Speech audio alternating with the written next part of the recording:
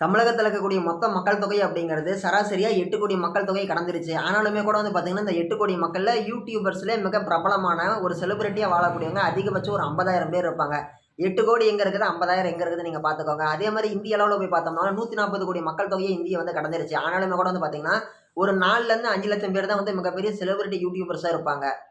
140 கோடி எங்க இருக்குது, 4லருந்து 5 லட்சம் எங்க இருக்குது. ஆனாலுமே கூட வந்து பார்த்தீங்கன்னா, அந்த 4, 5 லட்சம் பேத்துல மிக மிக செலிபிரிட்டியா இருக்கிறவங்க தான் வந்து இந்த 4, 5 லட்சம் பேரு. ஆனாலுமே கூட அவங்க எல்லாத்தையும் தாண்டி நம்ம இன்னைக்கு ஒரு 100 வீடியோ பார்க்குறோம் அப்படின்னா, அந்த 100 வீடியோல வந்து பார்த்தீங்கன்னா, ஒரு 10 வீடியோ மட்டும் தான் நம்ம ஞாபகம் வச்சுக்குவோம். ஒரு 10 பேர் மட்டும் தான் நம்மளுக்கு பிடிக்கும். அதுல ஒருத்தர் மட்டும் தான் நம்மள வந்து ரொம்ப இம்ப்ரெஸ் பண்ணியிருப்பாரு. ஒரு நல்லது செஞ்சோ அல்லது ஏதோ ஒண்ணுட்டு. பொதுவா யூடியூப் சேனல்ல வீடியோ போடுறவங்கலாம் வந்து பார்த்தீங்கன்னா, ரெவென்யூ மேக் பண்றதுக்கோசரம் தான் வீடியோ போடுறாங்க. யாரும் சேவை செய்யறதுக்கோசரம் வர்றது கிடையாது.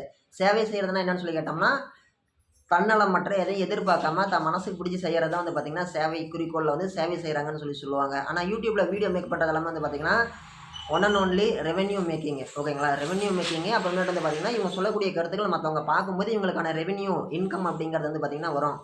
இதுல வந்து பார்த்தீங்கன்னா, நெறையா ரெவென்யூ விதவிதமா இருக்குது. என்னப்பா ரெவென்யூல விதவிதமா இருக்குதுன்னு சொல்லி கேட்டீங்கன்னா, ஆமா.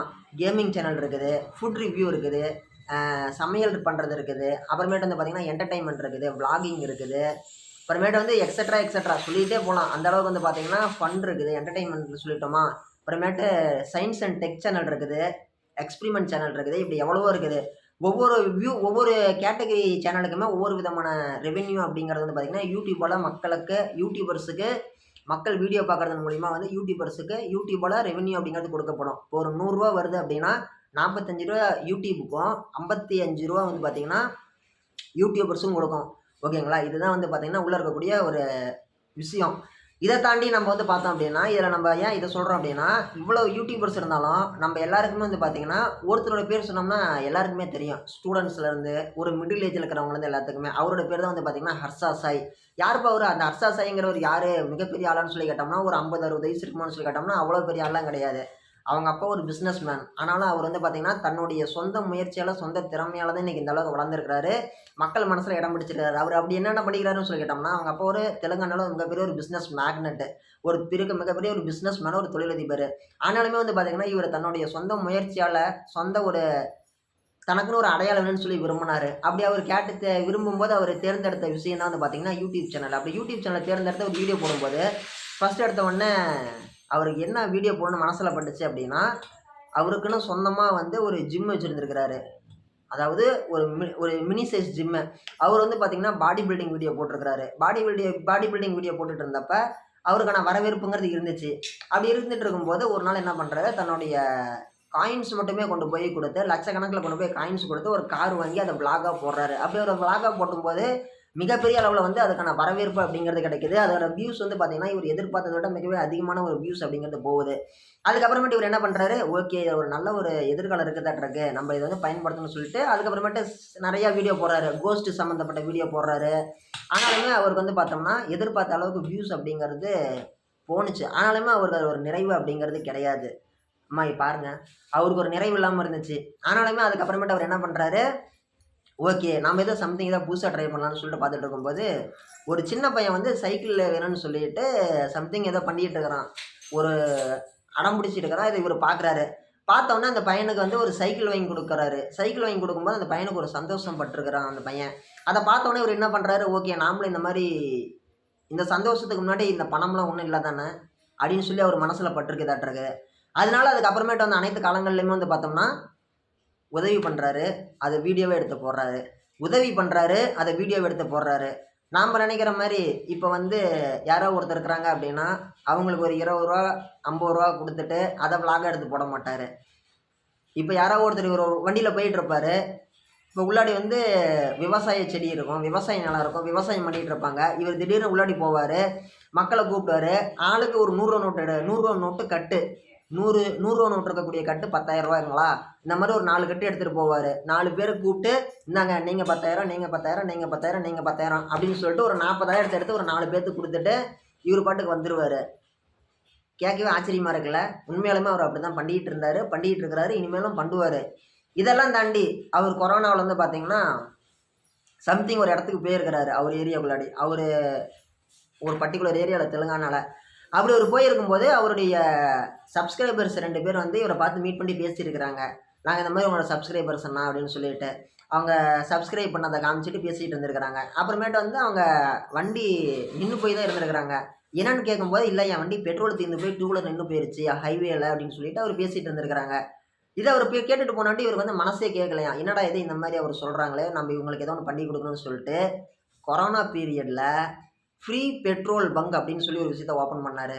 அது என்னப்பா ஃப்ரீ பெட்ரோல் பங்க்னு சொல்லி கேட்டிங்கன்னா, அன்றைக்கி ஒரு நாள் பூரா யார் வேணாலும் எவ்வளோக்கு வேணாலும் பெட்ரோலை அடிச்சுட்டு போனால் ஃப்ரீ ஃப்ரீ ஃப்ரீ, அதுக்கான காஸ்ட் வந்து இவரே பே பண்ணிடுறேன்னு சொல்லியிருந்தார். இதை கேட்டவுடனே ஃபஸ்ட்டு எடுத்தோடனே எந்த ஒரு பெட்ரோல் பங்க்காரங்களுமே ஒத்துக்கலை. என்னப்பா இது, நம்ம இந்தியாவில் இந்த மாதிரி யாருமே பண்ணதில்லை, இவர் புதுசாக சொல்கிறாரு, இதனா ஏற்றுக்கலாமா வேணாமா, இது சரியாக வருமா வராதா அப்படின்னு சொல்லிட்டு நிறைய பேருக்கு நிறைய குழப்பம் இருந்துச்சு. ஆனாலுமே கூட இவர் வந்து பார்த்தோம்னா ஓகே இவர் சொல்கிறத நான் ஏற்றுக்கிறேன்னு சொல்லிட்டு ஒரு பெட்ரோல் பங்குக்காரர் முன்னாடி வராரு. வாய்ப்பு அப்படிங்கிறது நான் ஓகே நான் ஏற்றுக்கிறேன், என்ன பட் நீங்கள் தான் அமௌண்ட் கொடுக்குறேன்னு சொல்லிட்டீங்க, ஓகே நான் பண்ணித்தரேன்னு சொல்லிட்டு வராரு. அப்படி வந்தவர் பண்ணி கொடுக்குறாரு. அன்றைக்கி ஒரு நாள் பூரா வந்து பார்த்தீங்கன்னா ஏகப்பட்ட பேர் வந்து ஃப்ரீயாக பெட்ரோல் அடிச்சுட்டு போயிருக்கிறாங்க. அதை இவரை வந்து வீடியோ கவரேஜ் பண்ணி இவரோட யூடியூப் சேனலில் வந்து அப்லோட் பண்ணார். அதிலேருந்து மிகப்பெரிய அளவில் பயங்கர ஹிட் ஆகிட்டார் அவர். பயங்கர ஹிட்னால பேன் இண்டியா யூடியூபர்னே சொல்லலாம் அவரை. என்னப்பா பேன் இண்டியா யூடியூபரான்னு சொல்லி கேட்டிங்கன்னா, பொதுவாக நம்ம பேன் இண்டியா மூவின்னு நம்ம எதை சொல்லுவோம், பேன் இண்டியா மூவின்னு எதை சொல்லுவோம், ஒரு பெரிய ஹீரோவோட படம் வந்துச்சுன்னா அது பேன் இண்டியா மூவின்னு சொல்லுவோமான்னு சொல்லி கேட்டோம்னா அது மட்டும் கிடையாது. அவங்களுடைய திரைப்படம் எந்தெந்த மொழியில் அதிகமாக மொழிபெயர்க்கப்படுகிறதோ அதுதான் பேன் இண்டியா. இப்போ தமிழ்நாட்டில் கமலஹாசன் சார் நடித்த விக்ரம் படம் தமிழில் இங்கே ரிலீஸ் ஆனிச்சு, ஹிந்தியில் ரிலீஸ் ஆகிருக்கும், தெலுங்கில் ரிலீஸ் ஆகிருக்கும், கன்னடத்தில் ரிலீஸ் ஆகிருக்கும், மலையாளத்தில் ரிலீஸ் ஆகிருக்கும், அதே மாதிரி வந்து பார்த்தோம்னா உருதுல ரிலீஸ் ஆகிருக்கும். இந்த மாதிரி பல்வேறு மொழிகளில், பெங்காலியில் ரிலீஸ் ஆகிருக்கும். ஒரு மொழி திரைப்படம் பல மொழிகளில் ரிலீஸ் செய்யப்பட்டுச்சுன்னா அது வந்து பேன் இண்டியா, அனைவருக்குமான ஒரு படம். அந்த மாதிரி ஒரு கருத்தில் தான் வந்து பார்த்தீங்கன்னா பேன் இண்டியா மூவிம்பாங்க. சரிப்பா சபரி, இவருடைய யூடியூப் சேனல் எப்படி, இவர் எப்படி நம்ம பேன் இண்டியா யூடியூபர்னு சொல்கிறோன்னு சொல்லி கேட்டிங்கன்னா, தமிழில் ஒரு சேனல் வச்சுருக்கிறாரு, தெலுங்கில் ஒரு சேனல் வச்சுருக்கிறாரு, கன்னடத்தில் ஒரு சேனல் வச்சுருக்கிறாரு, மலையாளத்தில் வச்சுருக்கிறாரு, ஹிந்தியில் வச்சுருக்கிறாரு, இங்கிலீஷில் வச்சுருக்கிறாரு அண்ட் எக்ஸட்ரா எக்ஸட்ரா. ஒரு யூடியூபர் போடக்கூடிய வீடியோவுக்கு இத்தனை மொழியில் இத்தனை ஃபாலோவர்ஸ் இருக்கிறாங்க, இத்தனை பேர் அவரை விரும்பி பார்க்குறாங்க அப்படின்னா உண்மையாலுமே அவர் ஒரு பேன் இண்டியா யூடியூபர் அப்படிங்கிறதுல எந்த விதமான மாற்று கருத்து யாருக்குமே கிடையாது. அவர் செய்யக்கூடிய செயல்கள்லாம் வந்து பார்த்திங்கன்னா, ரோட்டில் போகும்போது இவங்களுக்கு ஒரு 4 பேருக்கு 10,000 கொடுக்குறாரா, அது மட்டும் தானான்னு சொல்லி கேட்டோம்னா அது மட்டும் கிடையாது. அது மட்டும் கிடையாது. இப்போ வந்து அயர்ன் பண்ணுறாங்க இல்லைங்களா, அயர்ன் பண்ணுற இடத்துக்கு போயிட்டு இவருடைய ஷர்ட்டை எடுத்து கொடுப்பாரு, அயர்ன் பண்ணி கொடுக்க சொல்லிட்டு. அவங்க அயர்ன் பண்ணி கொடுத்தாங்கன்னா அவங்களுக்கு ஒரு 50,000 எடுத்து கொடுப்பாரு. அப்புறமேட்டு வந்து பார்த்தோம்னா இவர் திடீர்னு வந்து பார்த்தோம்னா ரோட்டில் போயிட்டுருப்பார். ரோட்டில் யாராச்சும் ஒருத்தர் வந்து ரொம்ப ஏழ்மையாக தொழில் செஞ்சுட்டு இருக்கிறாங்க அப்படின்னா அவங்கள கூப்பிட்டு பேசுவார், அவங்க வீட்டுக்கு போய் மீட் பண்ணுவார். இதெல்லாமே வந்து வீடியோவாக ஷூட் பண்ணுவாங்க. அவரை போய் வீட்டுக்கு போய் பார்ப்பாங்க. வீட்டுக்கு போய் பார்த்துட்டு அவங்ககிட்ட எதனா பேசிட்டுன்ட்டு வந்துட்டு அவங்களுக்கு என்ன தேவை அப்படின்னு சொல்லிட்டு அவங்களுக்கு ஒரு வீடு கட்டி கொடுக்கணுமா வீடு கட்டி கொடுப்பாரு. எருமை மாட்டு பண்ணை வச்சு கொடுத்துருக்கிறாரு அண்ட் எக்ஸட்ரா எக்ஸட்ரா. அவர் செய்யக்கூடிய செயல்கள் எல்லாமே வந்து பார்த்தோம்னா மிகப்பெரிய அளவில் மக்களால் வரவேற்கப்படுகிறது. மக்கள் அப்படிங்கும்போது பொதுவாகவே ஒருத்தர் வளர்ந்து வராங்க அப்படின்னால நிறைய பேர் என்ன பண்ணுவாங்க, எதிர்ப்பு தெரிவிப்பாங்க, கருத்து முரண்பாடுகளோட எதிர்ப்பு தெரிவிப்பாங்க, பொறாமையில் பேசுவாங்க, இந்த மாதிரிலாம் பண்ணுவாங்க. ஆனால் இவர் செய்யக்கூடிய செயல்களை பார்த்து மற்றவங்களாம் என்ன சொல்கிறாங்க, பண்ணுறாப்புல ஆனால் நம்மளால் அவர் மாதிரி பண்ண முடியாது, அவர் அளவுக்கு நம்மளால் பண்ண முடியாதுன்னு தான் சொல்கிறாங்க. உண்மையாலுமே தான் அவர் பண்ணுற மாதிரி நம்மளால் பண்ண முடியாது. The only one legend is Harsha Sai. Harsha Sai அண்ணா மாதிரி யாருமே வர முடியாது. ஏன்னா அவர் அந்தளவுக்கு ஒரு இடத்த பிடிச்சிட்டாரு, அவர் அந்தளவுக்கு ஒரு விஷயத்தை செய்கிறாரு. அதனால தான் நம்ம சொல்கிறோம் ஹர்ஷர் சாய் அண்ணா வந்து பார்த்திங்கன்னா பேன் இண்டியா யூடியூபரு. அவருக்கு வந்து பார்த்திங்கன்னா அனைத்து லாங்குவேஜ்லேயுமே வந்து பார்த்திங்கன்னா மிகப்பெரிய அளவில் லேக்ஸ் அண்ட் லேக்ஸில் சம்பாதிக்கக்கூடிய யூடியூபர்ஸ் இருக்கிறாங்க. ஆனால் எல்லாருமே இவர் அளவுக்கு வந்து ஒரு நல்லது அப்படிங்கிறது பண்ணுறாங்களான்னு சொல்லி கேட்டோம்னா இவர் அளவுக்கு செலிபிரிட்டியாக யாரும் பண்ணுறது கிடையாது. பண்ணுறது யாருக்கும் அப்படி பண்ண மாதிரி யாருக்குமே தெரியல.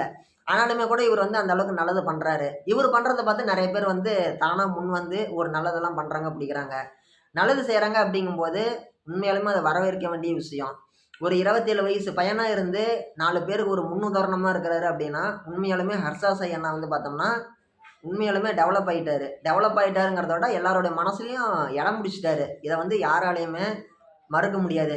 பொதுவாக வந்து பார்த்திங்கன்னா அரசியல்வாதிகளுக்கு தான் வந்து பார்த்திங்கன்னா 5 வருஷம் முடிஞ்சதும் அடுத்து அவங்க அடுத்து இவங்கன்ட்டு.